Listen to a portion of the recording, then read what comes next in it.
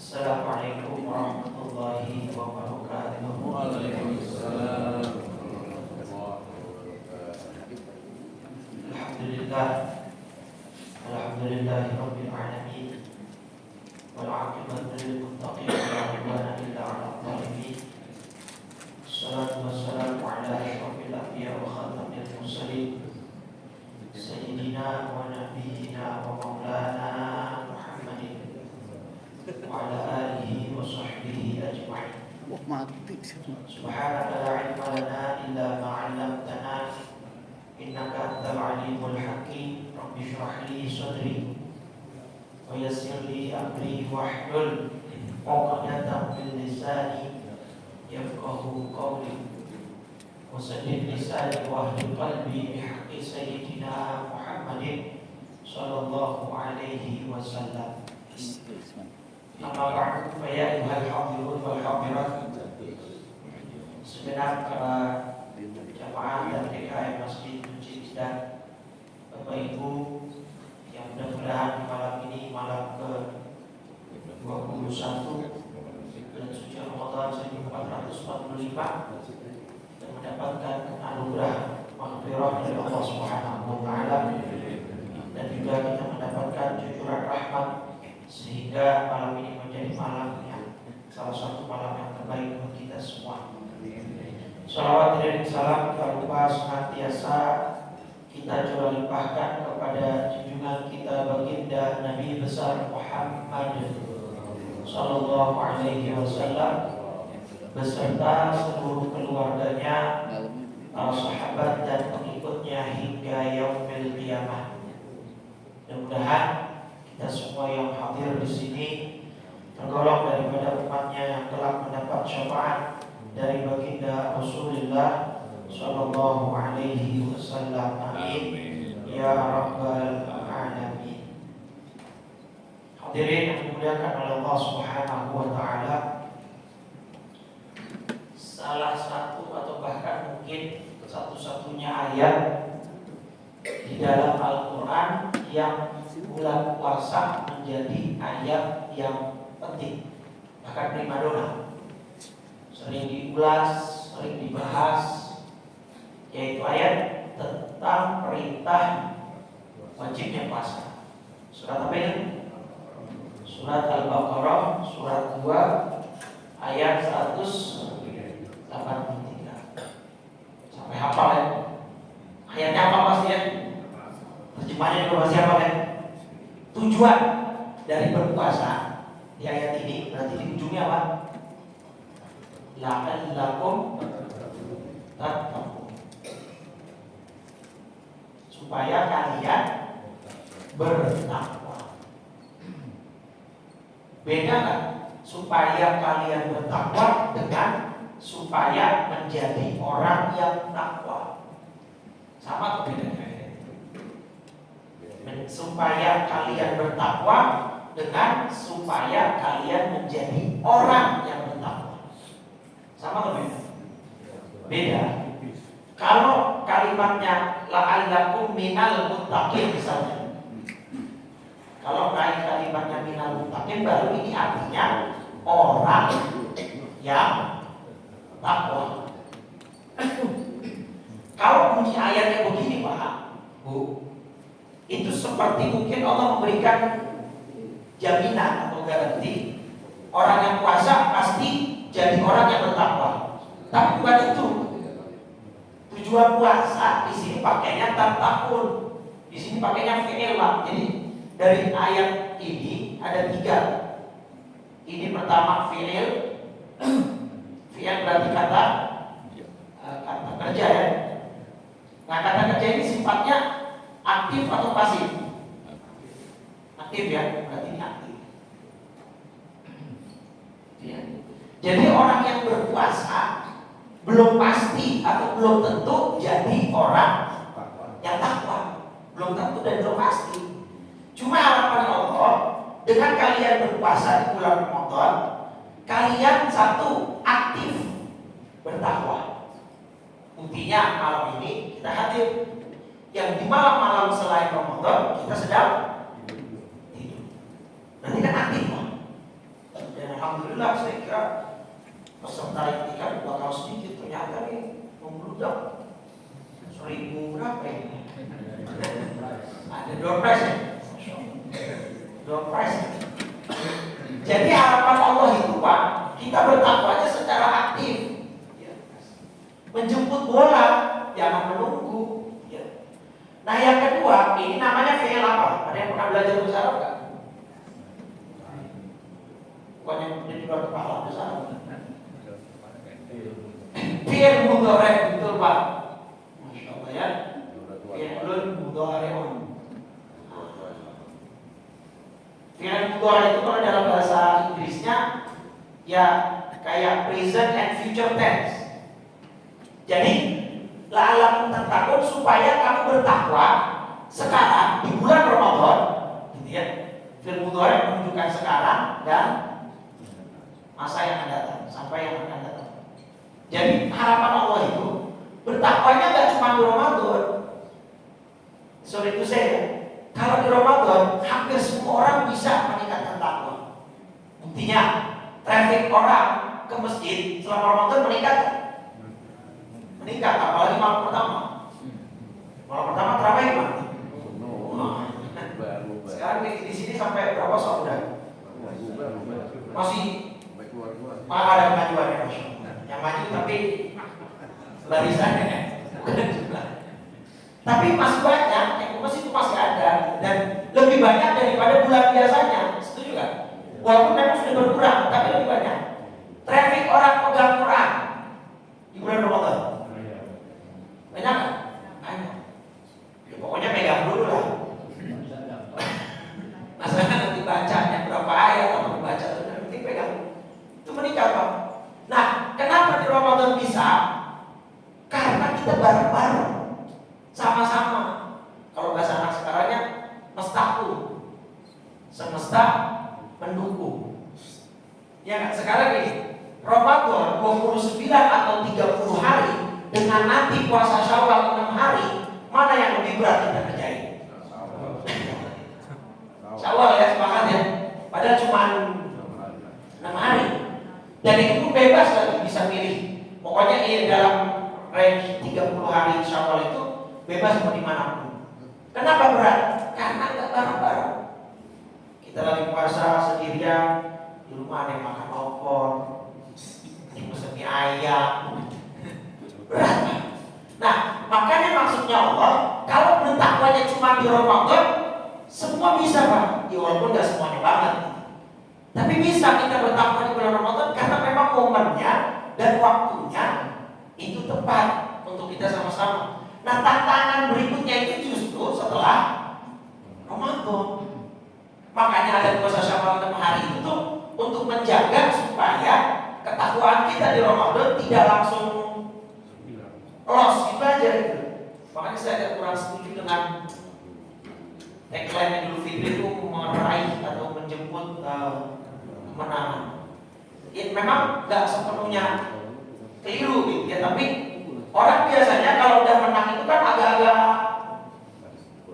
goyang, cuma gitu. Terus kalau udah menang nggak mau latihan lagi, udah menang nggak mau training lagi gitu kan.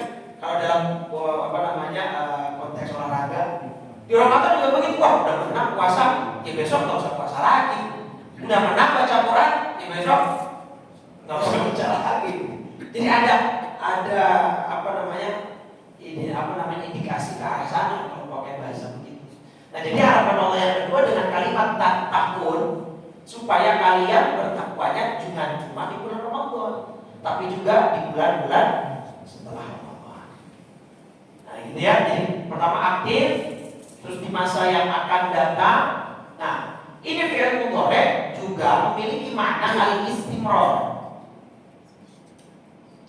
Apa istimrar?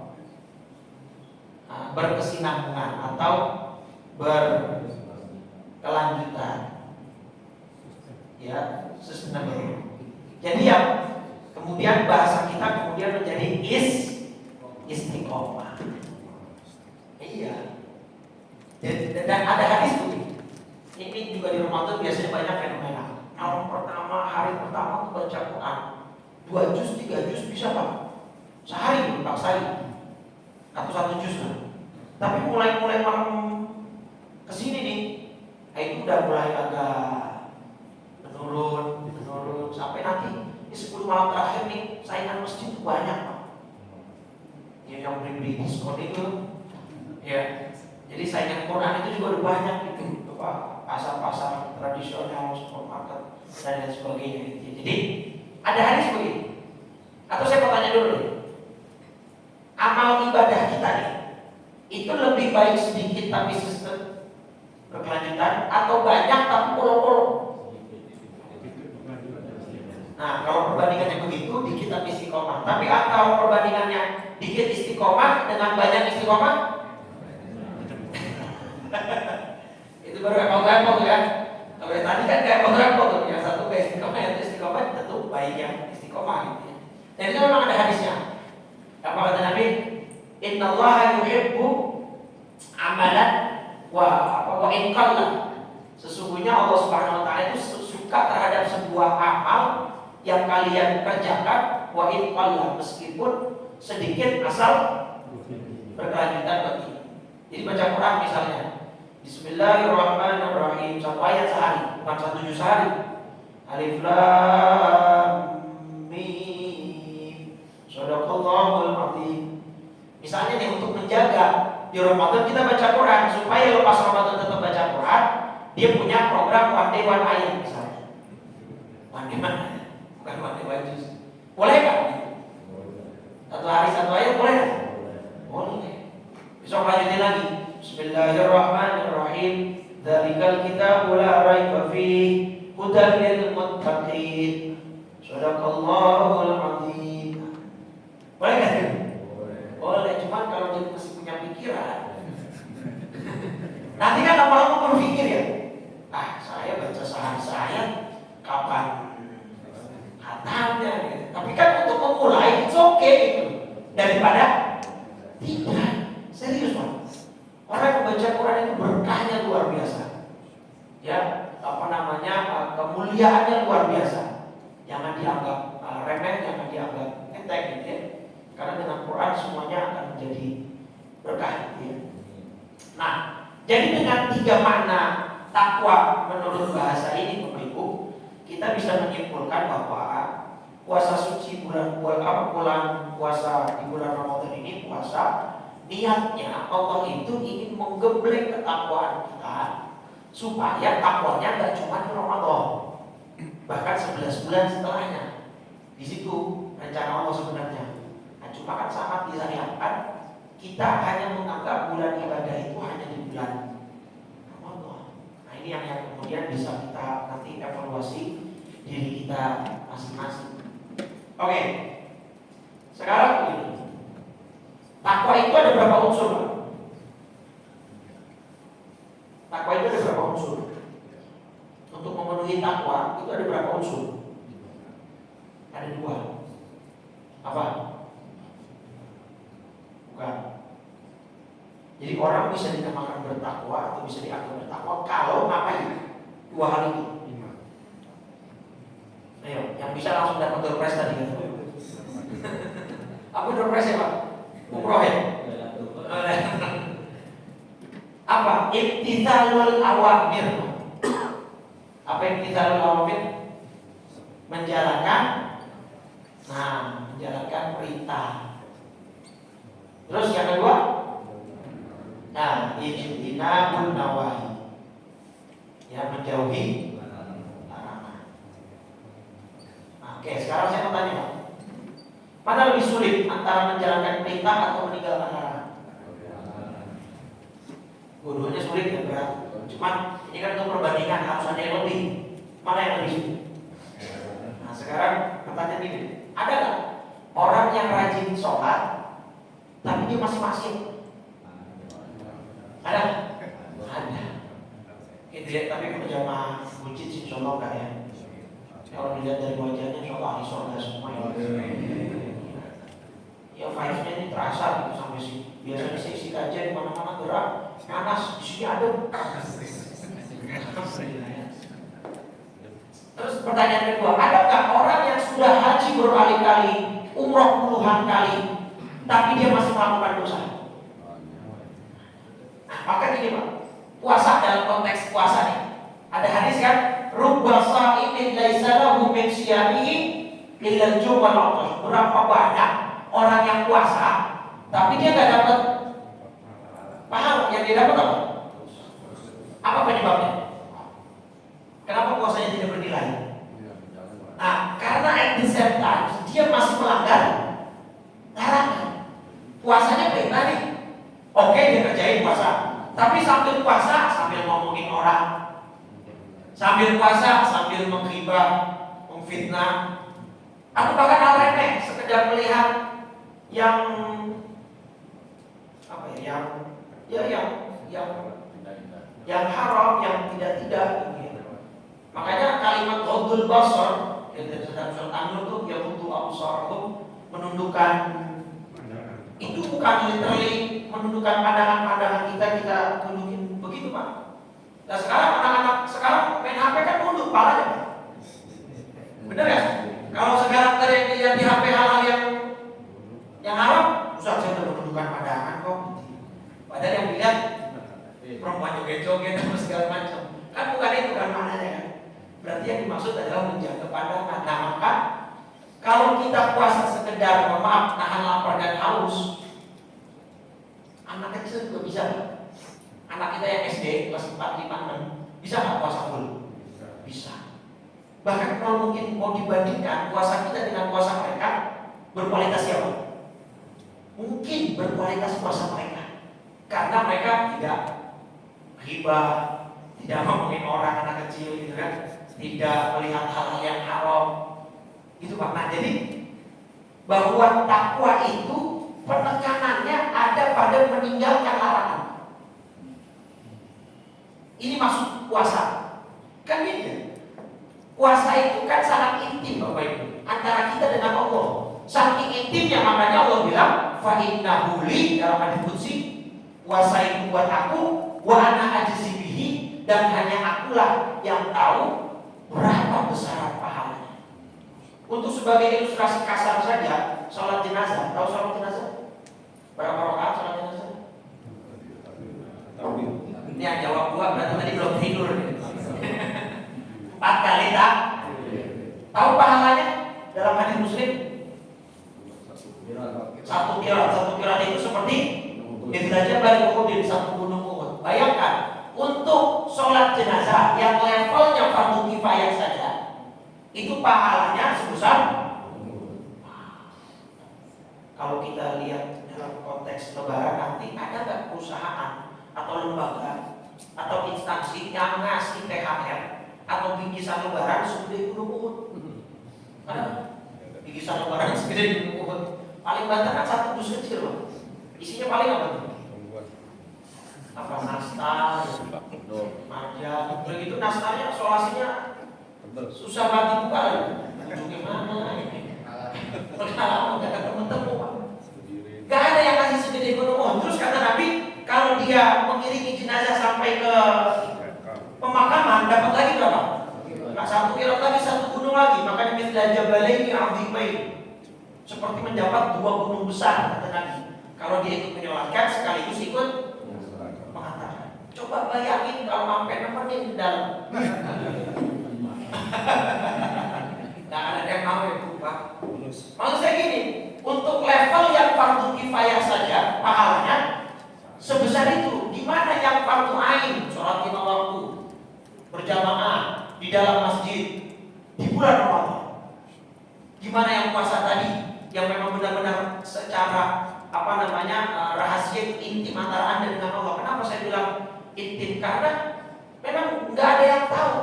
Contoh, ada orang sholat zuhur di masjid Kunci Indah, umur ketika wudu sampai 10 kali, terus ditelan 3 kali. Teman kanan kirinya tahu nggak? Nggak tahu. Suami berangkat kerja, puasa statusnya, tapi begitu di kantor siang-siang masuk ke tempat yang tertutup horden. Tahu yang tertutup horden? Biasanya yang kelihatan cuma kakinya. Istrinya tahu nggak dia? Nggak tahu. Istrinya bakal tahu kalau pas pulang di gigi suaminya masih ada sisa capek, baru takut. Jadi maksud saya, segede apa coba bayangkan pahala puasa dan pahala sholat-sholat 5 waktu. Dan sebesar apa Lailatul Qadar? Khairum min alfi syahr. 1000 bulan itu berapa tahun? 83,3333 tahun kan? Oke lah, kita bulatkan jangan ke atas, kita bulatkan ke bawah. Berarti 1000 bulan sama dengan 83 tahun. Ini tahu nggak asal muasalnya kenapa Allah ngasih Lailatul Qadar ke umatnya Nabi Muhammad? Kenapa? Nah, itu betul. Jadi konteksnya ini Pak, kalau saya boleh simpulkan bahwa Lailatul Qadar itu sebenarnya adalah hasil buah dari kasih sayang Nabi kepada umatnya. Setuju nggak kira-kira sama statement Nabi? Karena begini, di dalam riwayat hadisnya di tafsir Baghawi, tafsir Ibnu Katsir, Nabi itu komplain Allah dalam tanda petik komplain. Ya Allah, ya Allah, ini umatku itu pendek-pendek, sedangkan umur umat terdahulu, terutama yang Nabi Nuh sedang Bani Israel, itu panjang-panjang. Sehingga menurut logikanya kalau umurnya panjang, potensi ibadahnya banyak.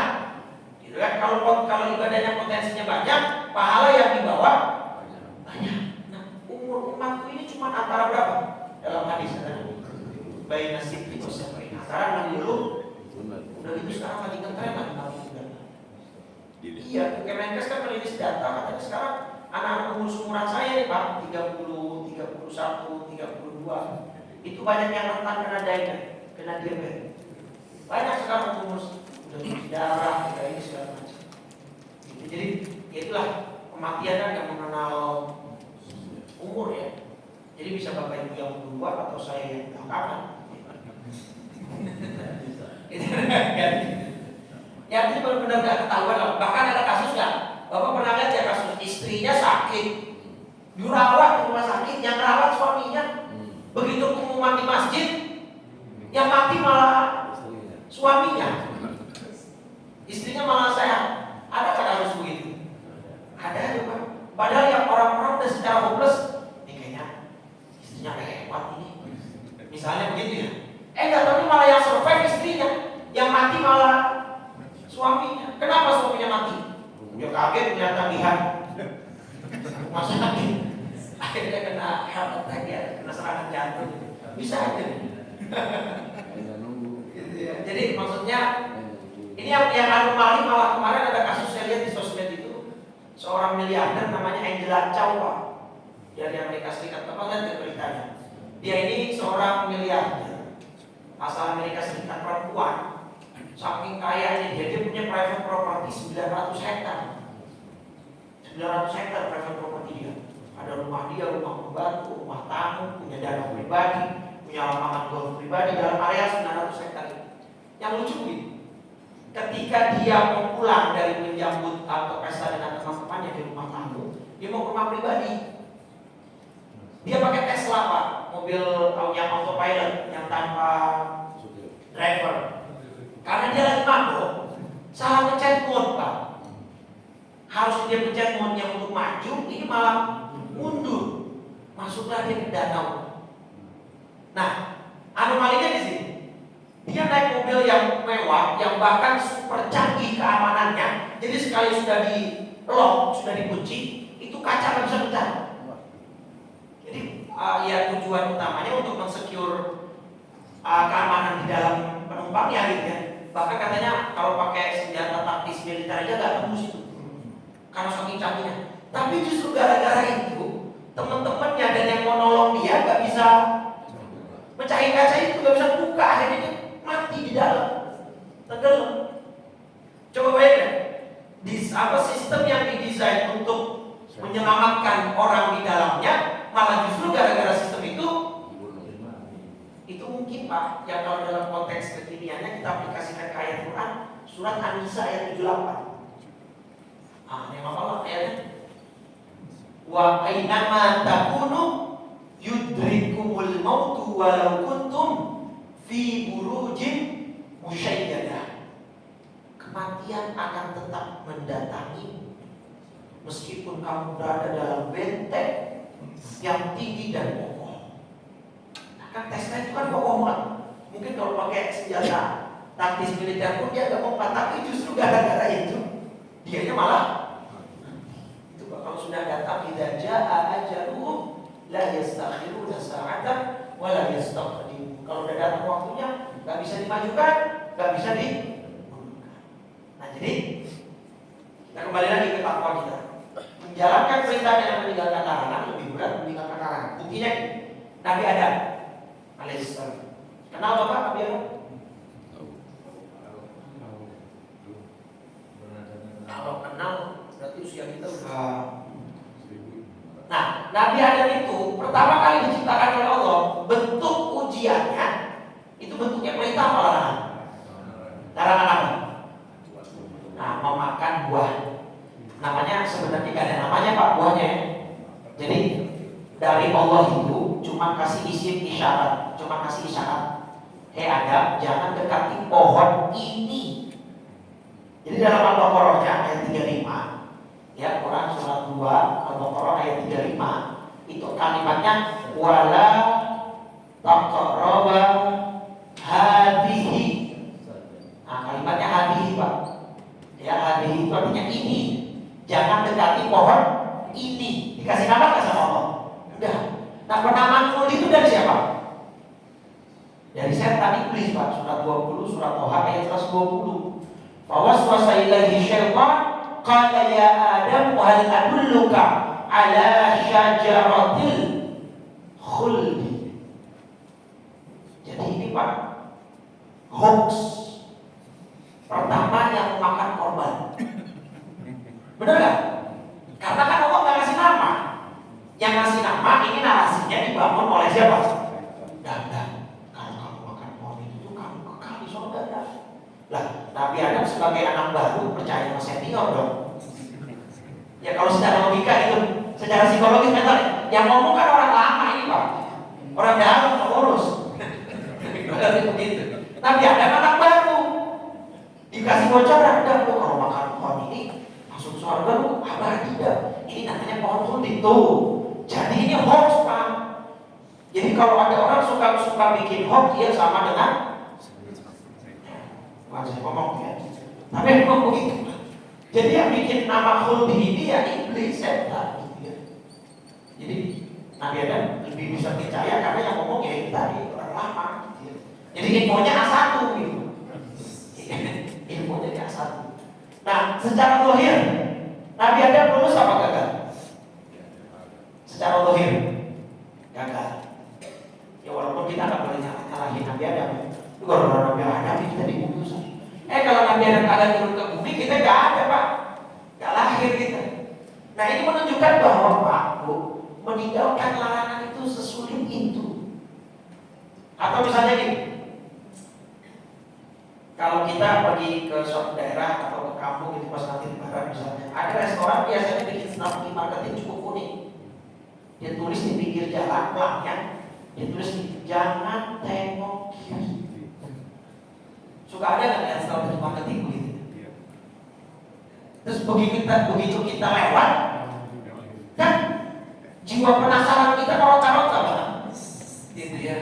Jadi kalau kata istilahnya semakin manusia itu dilarang, semakin kepo Pak, semakin penasaran. Atau dulu nih, ingat gak ada salah satu adegan di salah satu sketsa komedi yang sekarang anggota hostnya udah jadi anggota dewan.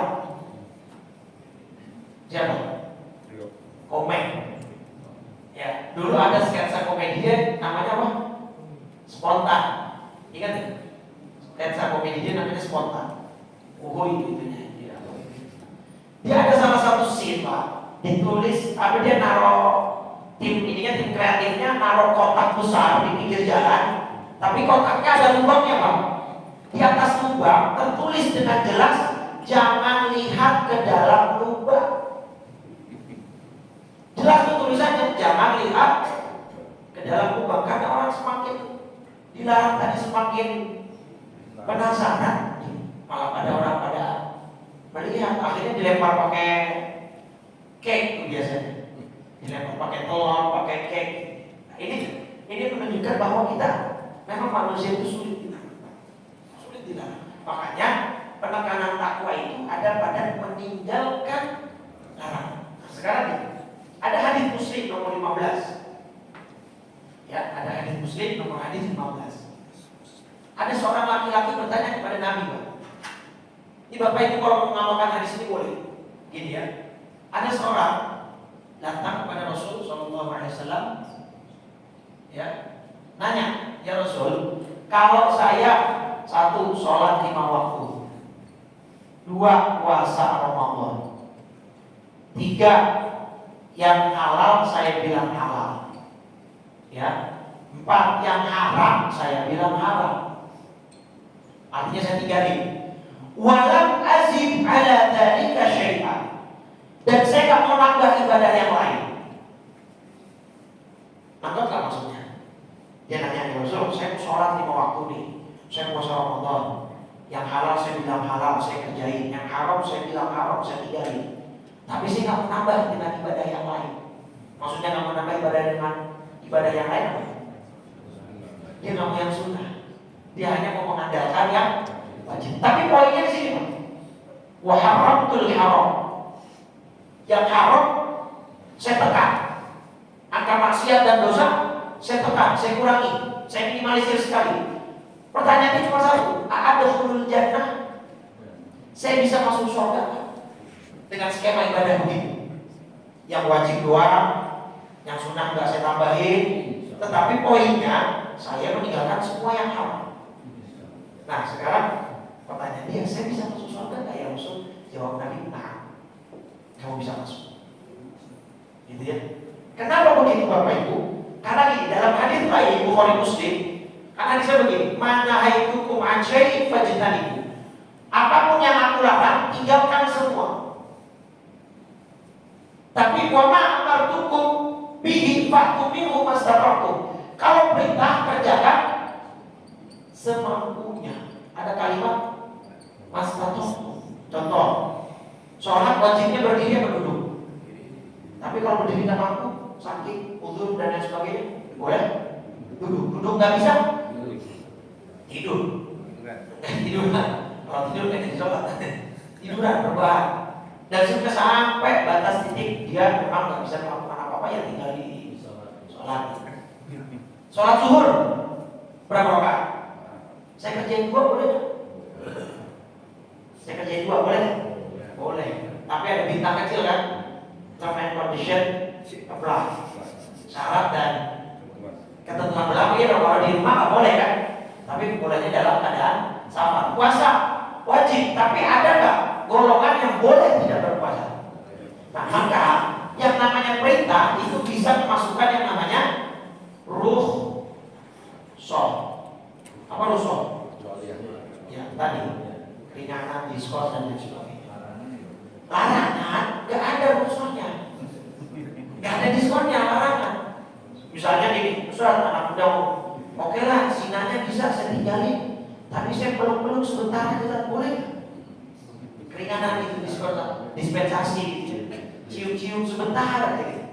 Gak bisa, makanya ayatnya apa? Wala taqrabu, jangan kalian dekati zina.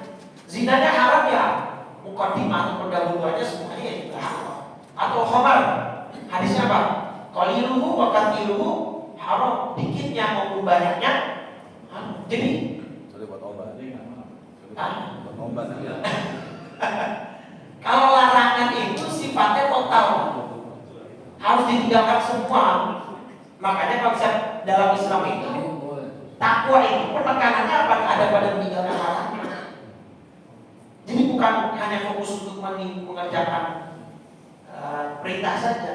Nah misalnya ada yang bilang, Ustaz saya mau dong ngerjain dengan skema kayak tadi sahabat, yang haram, yang wajib-wajib saja, yang sunahnya enggak boleh. Asal Bapak Ibu bisa memastikan dosanya sedikit, angka maksiatnya berkurang.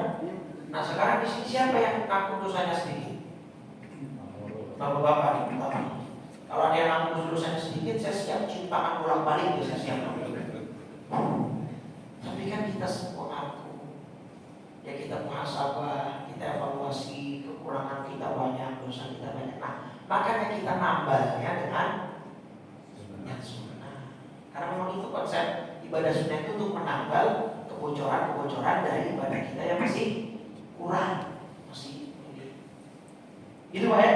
Jadi maksudnya dari puasa ini hikmahnya selesai Ramadan mudah-mudahan kita bisa menekan angka dosa maksiat. Karena Ramadan puasa aja kita bisa kok, nggak ada yang lihat tapi nggak berani minum, nggak ada yang menyaksikan nggak berani makan, bisa gitu loh orang tapi jalan. Kita bisa kok untuk kemudian menahan diri kita dari hal-hal yang membatalkan yang dilarang Allah. Harapannya ini berlanjut sampai setelah Ramadan. Oke, terakhir. Nah sebentar lagi 3/4 ya. Nih, ini ada POV yang bagus Pak. Sudut pandang di dalam apa sudut itu ya. Sabar itu dalam Quran ada 3 jenis Pak. Kata Ibnu Abbas. Sabar apa pertama? Menjalankan perintah. Yang kedua, meninggalkan atau menjauhi larangan. Yang ketiga, sabar apa? Dalam menghadapi musibah. Saya mau tanya, mana yang lebih susah? Sabar menjalankan perintah, menjauhi larangan, atau menghadapi musibah? Nah, Ibnu Abbas menjawab yang paling susah musibah. Kayak misalnya contoh, waktu dulu 2000 berapa itu yang ada pesawat Lion jatuh itu, yang pesawatnya baru itu, yang di perairan Karawang apa ya? Yang Pontianak itu yang dulu 2021 apa ya? Berapa itu? Itu salah satu korbannya karena saya lihat betul beritanya adalah satu keluarga, ibu kandungnya, istrinya, dan 2 putrinya. Itu pengen pergi kalau nggak salah itu jurusan apa namanya? Lainnya itu ke Pontianak. Nah di Pontianak itu lagi kerja nih suaminya, istrinya mau jenguk, ngebawa 2 putrinya sama ibu mertuanya. Yang mana berarti ibu mertuanya ini adalah ibunya si meninggal semua. Ini kan kalau nggak kuat-kuat iman Pak, bisa oleh, makanya kita baca doa perbanyak Rabbana afrigh alaina sabra. Ya Allah penuhi, afrigh itu penuhi, limpahkan ya dada kami, hati kami dengan rasa sabar.